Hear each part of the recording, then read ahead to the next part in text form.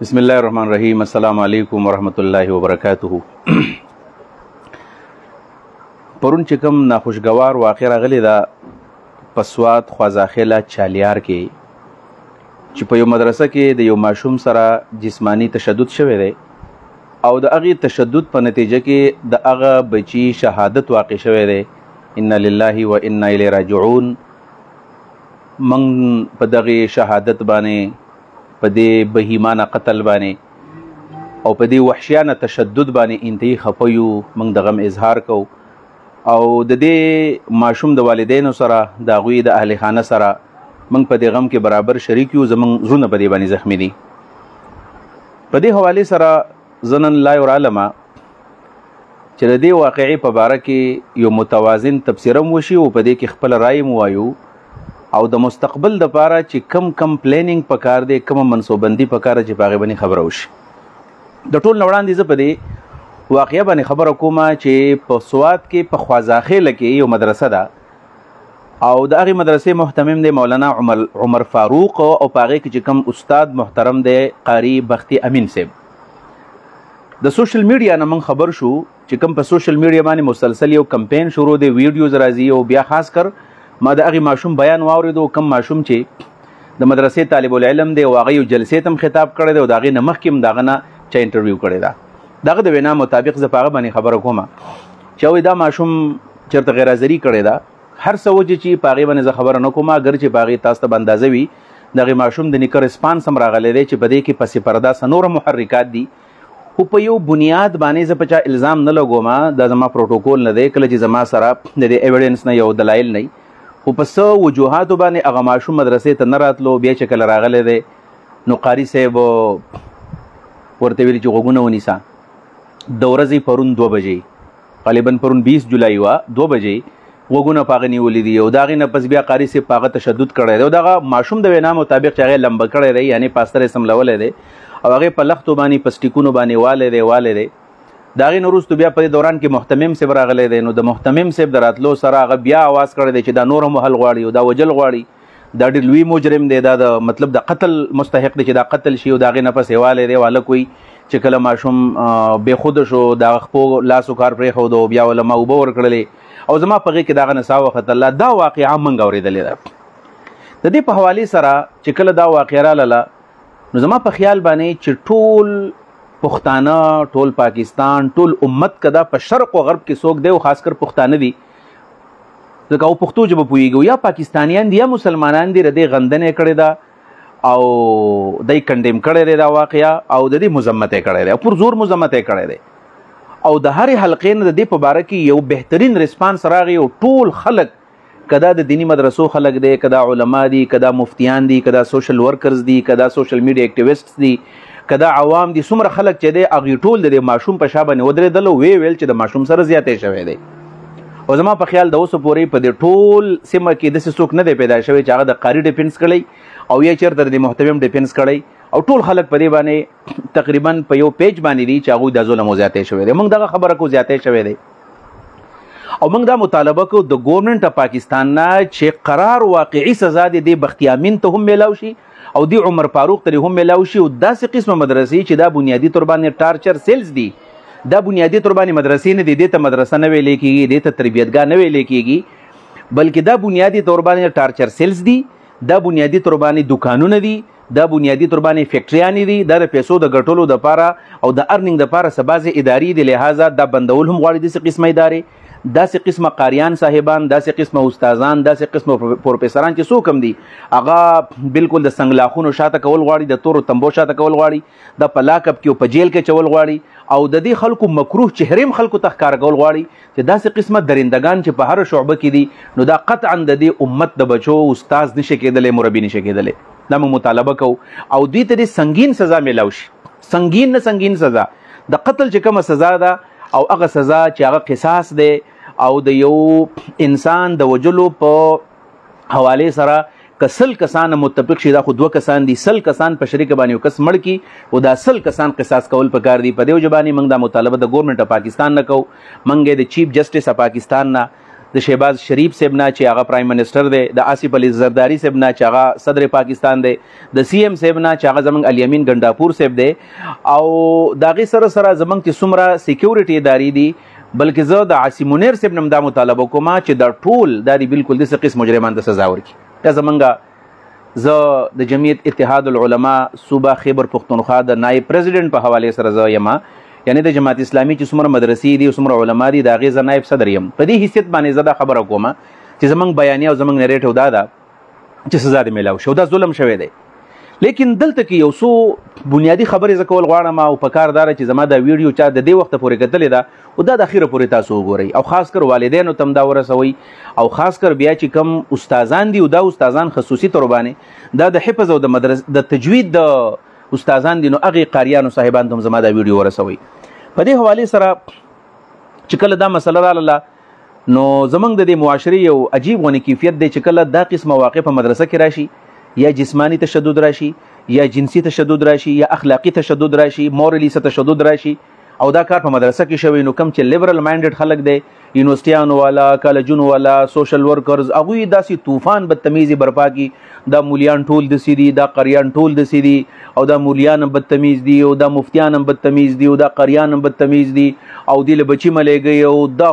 دا خو خونخواران دي، او دی له چندې مه ورکوي، دا جوماتونه مران کوي، دا مدرسې مران کوي، او دا د شیطاني اډې دي، یو دا ریسپانس راشي د عام خلکو د طرف نه. لیکن بل طرف ته چې کله دا واقع په یونیورسټي کې راشي کېږي داسې دا واقع چې کله په یو سوسایټي کې راشي، نو بیا اکثر زمونږ علما صاحبان، قاریان صاحبان چې ګوره دا خو د بېدنۍ اډې دي، او دې کالج ته جنۍ ملیږي، دې تعلق ملیږي، یونیورسټیانو هر څه تباه برباد کړل.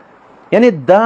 دواړه یعنی متوازی آرا په دې معاشره کې موجود دي. یعنی د دې مدرسو او د دې کالجونو په دې منځ کې د علما او د غیر علماو په منځ کې یو ډېر لوی ګیپ دی.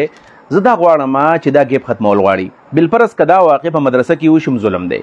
که دا واقعه بالفرض په کالج کې وشي ظلم دی، که دا په سکول کې وشي ظلم دی، که دا په یونیورسټۍ کې وشي دا ظلم دی. کېږي داسې بېشماره واقعات زموږ سره موجود دي. په یونیورسټیز کې کېږي داسې قسمه کیسونه، په دې نږدې یونیورسټیانو کې دا کیسونه شوي دي، په سکولونو کې شوي دي، په کالجز کې شوي دي،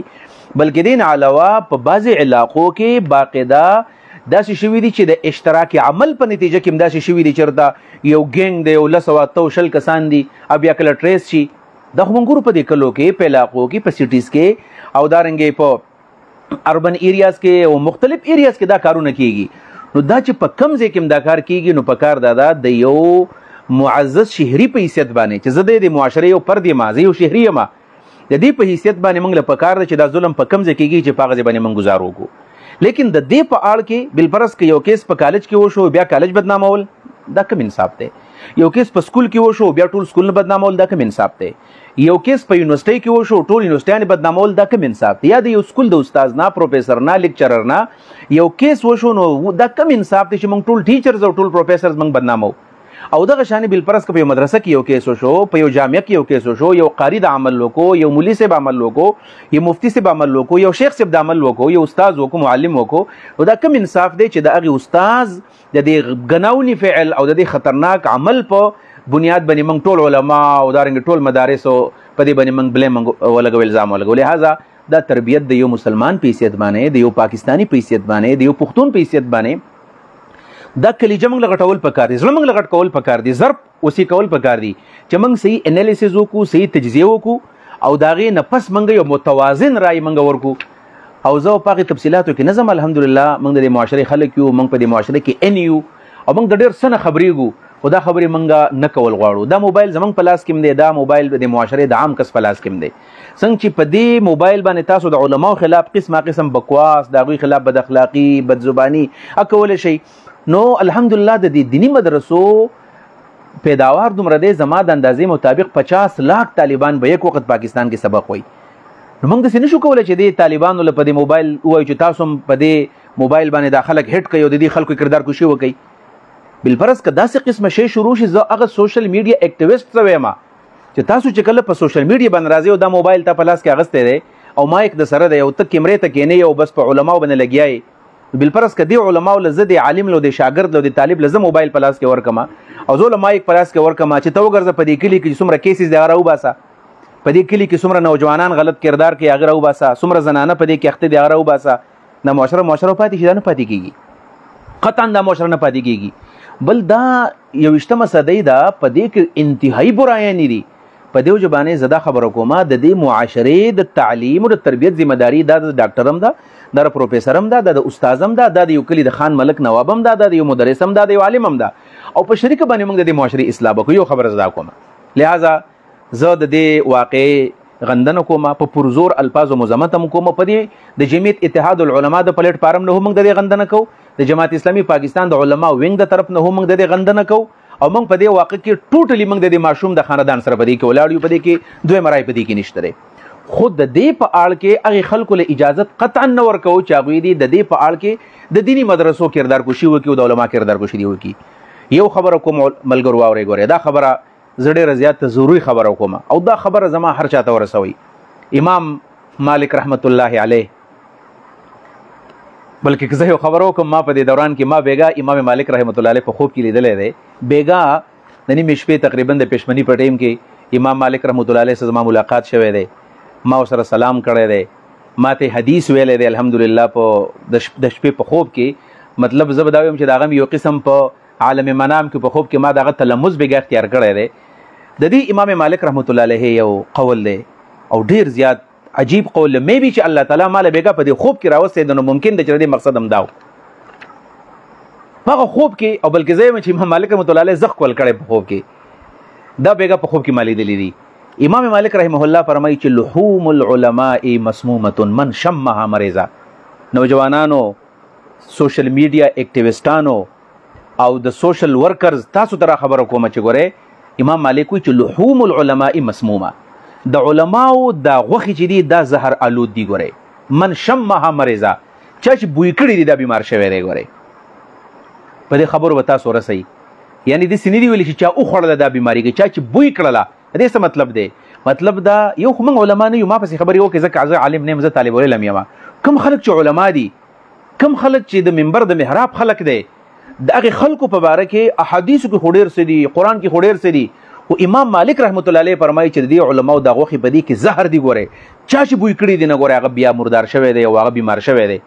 کردار بېشماره کردارونه موجود دي. دا ویډیو به ډېره زیات اوږده شي چې زه په هغې باندې خبره کومه. البته زه به یو خبره وکړم او هغه خلک زما د خبره واورئ چې کوم خلک زما د ویډیو پیغام ګوري، او خاص کر د دې غالبا چې طالب العلم څه نوم دی، فرحان نوم دی، میبي د فرحان د دې کیس په حوالې سره دا خبره کومه چې د امام نووي رحمت الله علیه، امام محی الدین نووي، دا یو داسې امامو چې د رنګ ډېر کمزوری و، قد نه ډېر کمزوری و، شکل شباهت یې ښایسته نه و، خلکو به داسې په مینه محبت د سره ګپ شپ نه لګو، داسې الګ تلګ ژوند یې تېرو. الله ول علم ورکو، خو سم علم الله ورکو.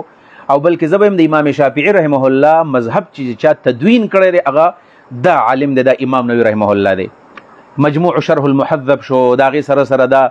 د مسلم شرح شوله، ریاض الصالحین شو، 40 شو. بلکې ریاض الصالحین 40 هغه کتابونه دي چې ټول دنیا کې ویلی کېږي، مسلم په ټوله دنیا کې ویلی کېږي. دومره عظیم انسان دی چې د هغه علم کې څومره اخلاص و. د ده په باره کې راځي چې په هغه زمانه کې معتزلي عالم و او د به په دې امام نووي رحمه الله پسې ډېرې زیاتې سپکې سپکې خبرې کولې، د په شخصیت پسې به خبرې کولې، د مذاق به وړاوه هو، لکه څنګه چې عام خلک د قاریانو د علماو مذاق وړاوهي. وایي کله چې دغه عالم وفات شو، دغه عالم دا معتزلي چا چې د امام نووي رحمت الله علیه مذاق وړاوه، انسلټ یې وله کوو، خبرې پسې کولې. وایي کله چې دا وفات شو، وایي اندلع لسانه وسوده، د ژبې بار راوتې و، تک تور شوی و. وی خلک بچرا لیریدل به چې د ژبه ولې راوتې ده او دا سترګې ولې داسې ورانې ورانې دي، رنګ ولې توره دی. وی خلک ویل چې دا اصل کې د امام نووي رحمت الله علیه په دې زهر آلوده غوښو کې دا ککړو د کردار کوشي کوله. الله رب العالمین ولا ګورې داسې مروحیات ساتئ. ګورئ زه ځان نه یادوم، بیا هم دا خبره کوم، حاشا وکله زه عالم نه یم، ځان تعلیم نه یم. او کوم خلک چې علما دي او که تاسو ټارګېټ کړل، یو کس دی ملزم دی او مجرم دی، په هغه پسې وایه او که دا حقیقت کې عالمي او دا شیخ الحدیث او دا مفتی خپل ټول ژوند دین ته وقف کړی دی او ته پسې خبرې کوې، نو ګورې یاد ساته یا به په کور کې په شرم باندې شرمېږي، په کور کې الله تعالی داسې مشکل لا پیدا کړي دا نه حل کېږي، بېعزتي دغه وشي. او دویم نمبر خبره دا ده چې د مرګ ډېر خطرناکي، او زه په دې تفصیلاتو کې نه ځم، بیا د هغې نه فرقواریت جوړېږي. خو په دې پاکستان کې ماته اندازه شته دی چې بعضې علما خلکو ټارګېټ کړي دي، یاد ساتئ. بلکې زما دا خبرې په دې اشارت وړی خلک پوهېږي، داسې قسمه خلک ماته معلوم دي چې چا په داسې خوخو امامانو علماء پسې خبرې کړي دي، هغه ټول خلک بدنام شوي دي. ما ته چون چون کر میں بتا سکتا ہوں ABCD XYZ मैं बता सकता हूँ कौन कौन علما او افراد چې هغوی د علماو انسلټ کړی دی او بیا هغوی بدنام شوي دي او الله رب العالمین مې د خلکو مخکې دا رسوا کړي. نو یو خبره دا مې پیغام ورکړو د دې سره زه راځم یو څو تجاویز په دې کې ورکوم. او دا نن ما د خپل مدرسې د طالبان ناست دي د مسلم په کلاس کې دا خبرې ما نن هم کړلي یو 2-3 ورځې مخکې هم دا خبرې ما کړې وې او دا مې ویلي وو چې قاریانو صاحبانو کم قاریان چې په تاسو کې د حفظ د تجوید د ناظري استادان دي خپل کردار جوړ کړئ ګورئ انتهایی درجه احتیاط وکړئ. بلکې دا خبره ما هغوی ته کړې ده چې او بلکې دا زه د مدرسو محتممینو ته وایم چې تاسو کله بلکې دا زما ټارګټ په دې وخت کې محتممین دي چې تاسو کله د حفظ دپاره استاد ساتئ د تجوید دپاره استاد ساتئ د ناظري دپاره استاد ساتئ او دا استاد تاسو کل وختي استاد دی ټیک ټاک دا استاد تاسو رهایشي وساتئ. دا ظلم دا محتمم کله کوي چې بلفرض یو هلک دی شادي شده دی یا نه دی او خدا چې استاد خامخه شادي شده ساتل پکاري مشر استاد ساتل پکاري. دویم دا چې مدرسه کې له کوارټر ورکا محتمم صاحب ځان د خسته کور جوړ کړی دی گاډي د سره د خمزیدار لایف سټایل لستا قاریلم کور جوړ کو چې نشي چلولې مشلو مدرسه یعنی مدرسې چلول نه فرض دي نه واجب دي مستحب خبره ده کته نه چلے بل ځکه مدرسه شته بل ځکه مدرسه شته داسې د مدرسو د دې جالم ضرورت نشته چې هر سړی فارغيږي مدرسه جوړي کوسه په کوسه باندې مدرسه ده نو چې نشي ساتل عالم نشي ساتل استاد مدرسه ما جوړو بیا قاری ما ساته خو بالفرض که تاسو د حفظ د تجوید د لپاره تاسو بالفرض استاد ساتئ شادي شده وساتئ یو خبر. دوی نمبر دا چې مدرسه کې تاسو هغه لباقاعده دلته ولا ورکئ کوارټر ولا ورکئ او دلته وسوي نو په دې طریقه باندې به داسې قسمه کیسونه نه راځي بیا دې کې مشکلات راځي. د هغې سره سره تاسو چې الې نو کوشش کوئ غیر شادي شده استاد تاسو مدرسو کې داسې مه ساتئ ځکه دا هغه تجربه نه کله چې تاسو شادي شده وساتو د هغې 2-3 فایدې وي. یو فایده به دا وي چې یو خدا شادي شده دی نو د په ذهن کې به داسې ګنده خیالات نه راځي یو خبره. دوی نمبر دا چې د هغه خپل بچي وي هغه کله بچی نو هغه د بل د بچي د درد نه بیا خبرې ځکه د خپل بچي درد هغه ته معلوم دی یو قسم به خپل بچي باندې گزار نه برداشت کوي نو بل بچي به نه وهي. موږ اکثر داسې مسایل ال راځي چې موږ قاریان صاحبان هغه یو ځای کې حفظ کړی دی نه د هغه تدریب المعلمین کړی دی نه تدریب المدرسین کړی دی نه هغه څه ټریننګ کړی دی استادۍ دپاره خو بس هلکې رومیال په سر راچولی دی او ښه ښکلي زړه ګړۍ په لاس کړی دی او ګوتمې په لاس کړی دی قاري صاحب او لخته اوس دلته پرته ده او لخته دلته پرته ده او مخامخ سره بینچ دی او هلک وها جسماني تشدد کوه دا قیسونه به خامخ راځي. یو مې محتممینو ته دا درخواست دی چې تاسو کوشش وکړئ تاسو چې استاد ساتئ شادي شده وساتئ کل وختي وساتئ او بل دا چې کردار والا سړی وساتئ هر سړی مه استاذ کوه بلکې ته داسې مه ګوره استادان نن سبا محتممین ګوري هغوی وایي جره کم استاد پیسې کمې علي دا به ساتم د 2 استادانو په ځای یو استاد ساته کل وختي ساته او ښه یو استاد ساته چې هغه مربي. یو خبره دا کوم د دې سره سره دویمه خبره زه دې والدینو ته کومه چې تاسو د الله خاطر وکئ هغه ماشومان چې هغوی تاسو مدرسو ته لیږئ هغوی له یو خاص تعلیم ورکئ. په دې باندې بله زما د جمعې خطبه ورکړې ده که چا زما د جمعې خطبه اورېدلي په دې ما کل کر خبره کړې او زما اراده را آینده جمعه پې بیا زه خبره وکړم چې دې ماشوم له بعضې تعلیم ورکول پکار دي. دا ماشوم چې کله دومره شي چې دا مطلب سکول ته ځي مدرسې ته ځي دې ماشوم ته ووایه دا ماشوم پوهه که چې بچیا چې ته به د چا سره کښېنې او د چا سره به نه کښېنې. بالفرض که ته ماشوم یې نو ته د خپل ماشوم په دې پوهه که چې ستا بدن څوک ټچ نه کړي ستا بدن څوک د باندې لاس کې نه دي کله چې ستا مطلب خاص ځګونو له چا لاس درولل ستا په مخ باندې لاس ښودو ستا په تندي باندې لاس ښودو په تا باندې لاس اړو ته د لاس نه نیولې ستا نه ورور دی نه د تره زوی دی فورا د هغه رپورټ کوه پلار ته وایه چې د ماشوم داسې دا یو قسم تشدد کې راځي دا یو قسم جنسي تشدد دی باقاعده دا هریسمنټ دی. په دې خبرو باندې بالفرض که دا استاذ هم داسې کوي نو استاذ هم وایي چې د استاذ زما مطلب پلانې زه ټچ کو دا ټیک ټاک خپل بچي پوهې کوي په دې خبرو باندې دا خبرې د اوس پورې موږ نه کولې خو دا دې ته موږ محتاج شو. داسې کیسونه نه کتلې په ټوبه ټکسن کې داسې کیس راغلی دی مظفرګل کې راغلی دی دا د کوم حده پورې به دا معاشره داسې برباده ګرځي. دا خپل ماشومان ایجوکیټ کوي که سکول ته لګئ نو ورته وایي چې سکول کې د استاد سره ستا څومره فاصله استاد ستا استاد دی د استاد سره نږدې ناسته ستا نشته دی د چا سره ګرځېدل ستا نشته دی په دې خبرو باندې ماشومان پوهه کول غواړي. دویم نمبر د والدینو ته درخواست کوم چې د الله خاطر وکړئ تاسو کله خپل بچي بالفرض مدرسو کې داخلوئ یا خدا را چې زه وایم چې کوم ماشوم لسم نه راکړی دا مدرسې ته نه لیږل پکار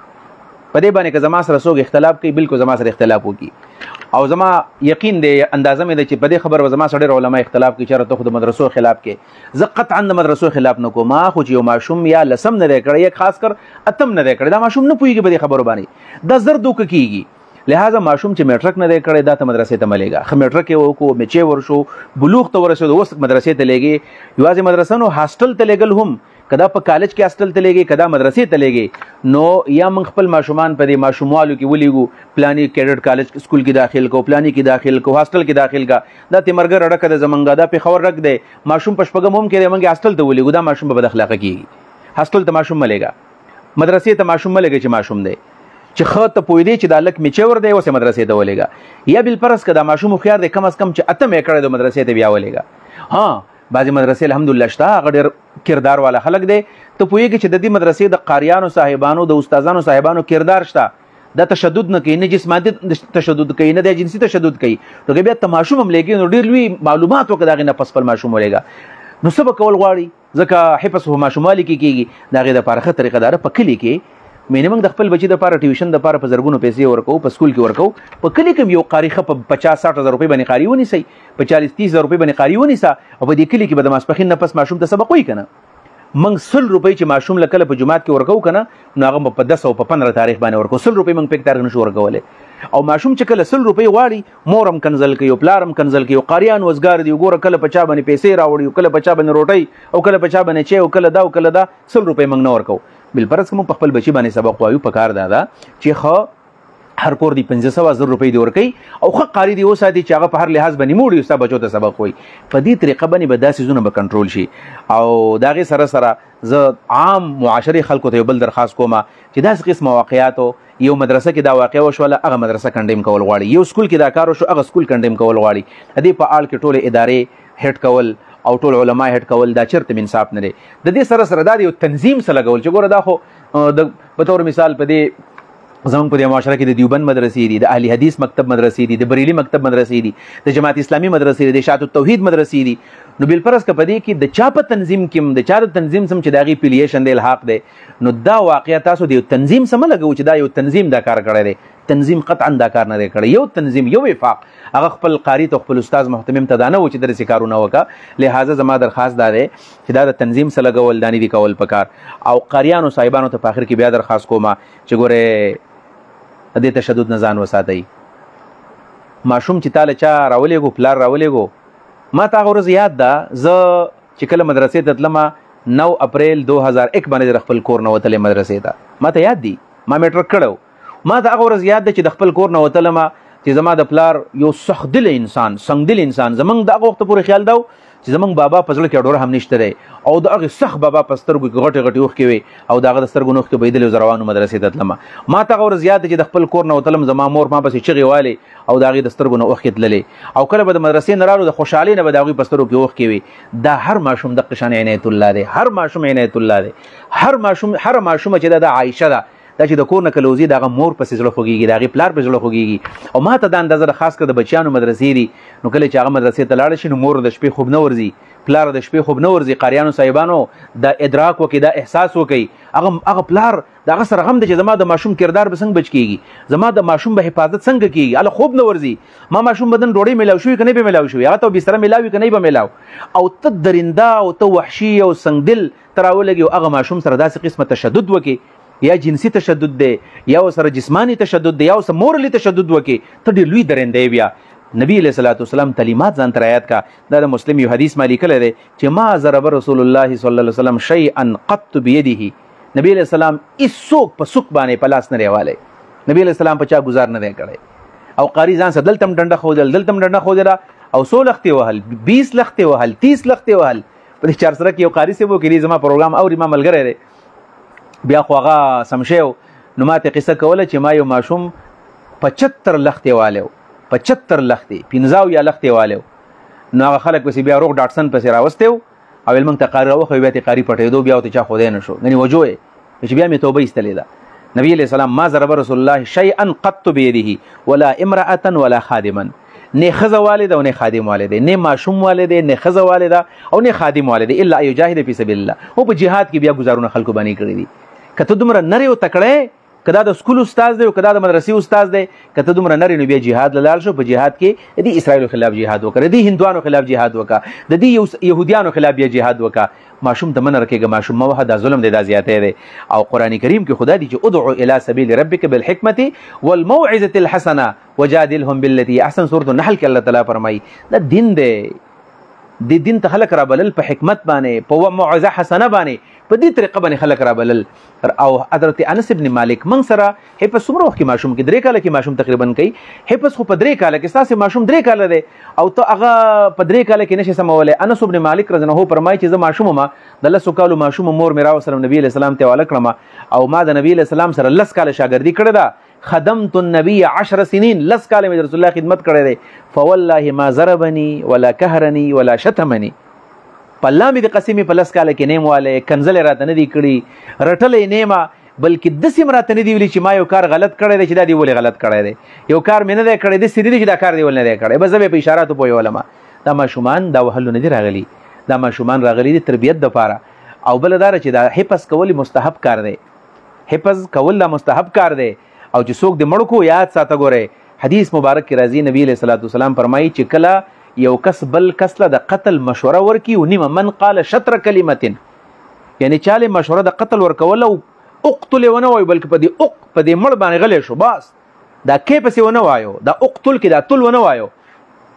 قاتل خو ډېره غټه خبره ده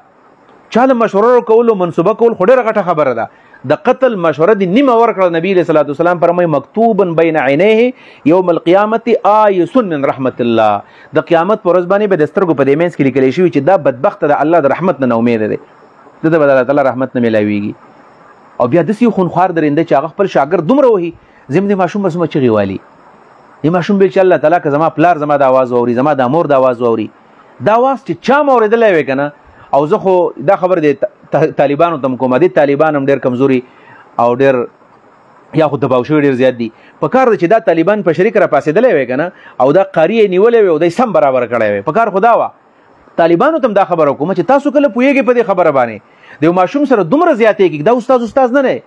د دې استاد قدر او احترام پته لازم نه دی اوس ټول را پاسېږي او دې قاري هغه عمل وکړي کوم چې د ماشوم سره وشو په کار خو دا وه موږ د ایکسپیکټیشنز د هغوی نه او ماشومان چونکې د دیني مدرسو ماشومان ډېر باادبه وي استاد نوم هم په بېادبۍ باندې نالي ډېر په احترام باندې اخلي دومره احترام چې خلک تاسو درکوي نو بیا د دې معاشرې خیال وساتئ. د یو څو ګزارشات ستاسو مخکې ما کې ښودل د واقع په باره کې او په دې وجه باندې ما د خپل کمنټس په دې باندې ورکړل چې یو طرف ته لیبرلز مایندډ خلک چې کم دي لیبرل خلک هغوی رالګېدلي دي او دیني مدرسو په باره کې هغوی نازیبا خبرې کول او ټول علما د سیدونو یو خبره کوم دی عالم ستا د مور نکاح تړل ده ستا د پلار نکاح تړل ده ستا نکاح تړلې ده ته پیدا شو ستا په غوږ کې د اذان ویلی دی ته چې کله مړ شي مردار شي دا به دې قبر ته ګوزئ د نکاح نه بغیر ستا نکاح نه کېږي د هغه خلک دی ستاسو محسنین دي او ته په کور کې سعودي عرب کې ناستې په دوبۍ کې ناستې پاکستان کې ناستې مزې کې او په دې دین باندې چې کله څوک اعتراض کې دا مولا ورته ولاړ دی که چېرته بالفرض په دین باندې نظریاتي طور باندې گزار کېږي مولا ورته ولاړ دی که فتنې راځي د هغې سد باب ته مولا ولاړ دی دا کمې غټې فتنې دي تاسو خبرې سوشل میډیا والو تاسو دنه خبرې کمې فتنې دي په دې وخت کې لیبرالزم فتنه ده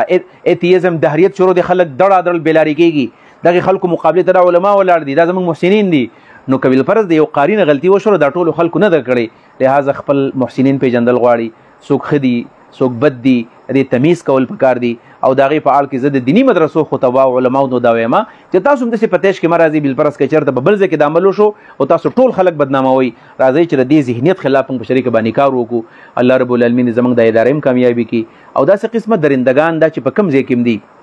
نو د هغې باره کې هم کار پکار دی بلکې زه حکومت پاکستان ته وایم چې تاسو د داسې خلکو باندې نظر وساتئ داسې مدرسې ټارګېټ کړئ کوم مدرسه رجسټر نه ده هغه مدرسې ته ورشئ دا ولې رجسټریشن نه دی شوی ستا د حکومت پاکستان سره رجسټریشن ولې نشته دی ستا د وفاق سره ولې نشته دی یو رجسټریشن رابط المدارس دی بل بورډ